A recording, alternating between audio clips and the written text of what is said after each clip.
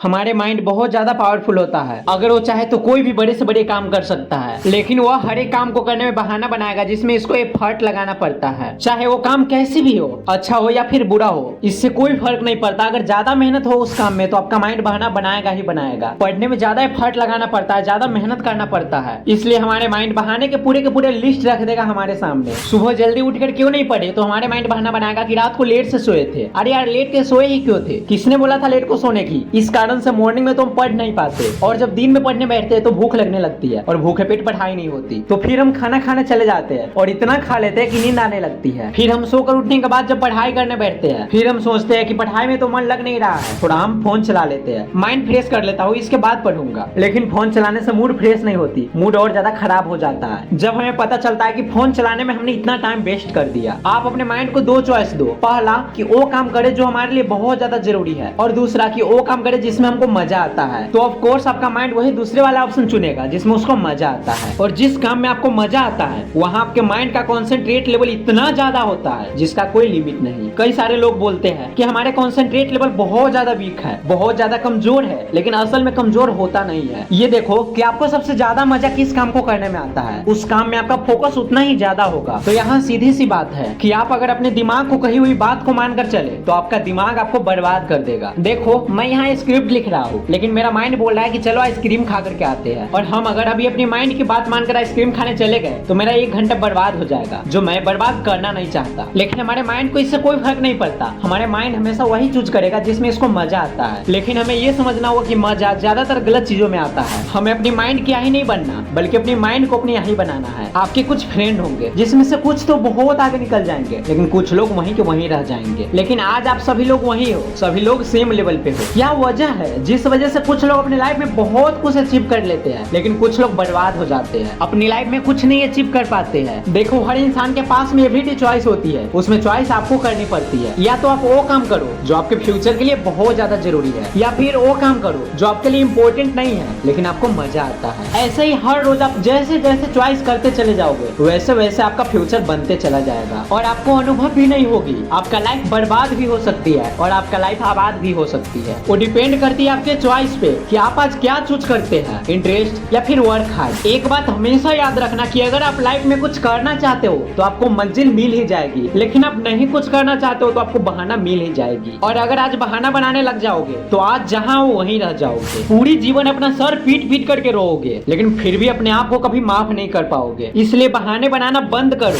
आपसे जितना मेहनत हो पाता है, 6 घंटे, 8 घंटे या फिर 10 घंटे आप पढ़ो। अपने आप को अंडरस्टूड करो कि मैं पढ़ाई से इतना दूर क्यों भाग रहा हूँ, जिस पर मेरा सारा फ्यूचर डिपेंड है, पर मैं भाग क्यों रहा हूँ? सिर्फ मेंटली प्रेस से बचने के लिए। जबकि हम सबको ये बात पता है कि बिना स्टडी हार्ड हम महान नहीं बन सकते। अगर आप सूरज की तरह चमकना चाहते हो तो उसकी तरह जलना भी होगा, उसकी तरह तपना भी होगा। आज ही अपने आप से कहो कि मैं तैयार हूँ हर एक काम को करने के लिए जो अभी मेरे लिए सबसे ज्यादा जरूरी है। अब मुझे उस काम को करने के लिए कितना भी मेहनत क्यों न करना पड़े, कितना भी एफर्ट्स क्यों न लगाना पड़े, मैं तैयार हूँ उस काम को करने के लिए। शुरुआत में भले ही थोड़ा दर्द होगा, लेकिन बाद में आपको ही खुशी होगी। और जब भी हमारे पास चॉइस होती है कुछ करने की तो हमेशा वही करो जो हमारे लिए जरूरी है। महात्मा बुद्ध कहते हैं कि हजारों लड़ाइयाँ जीतने से अच्छा है खुद पे विजय प्राप्त कर लो।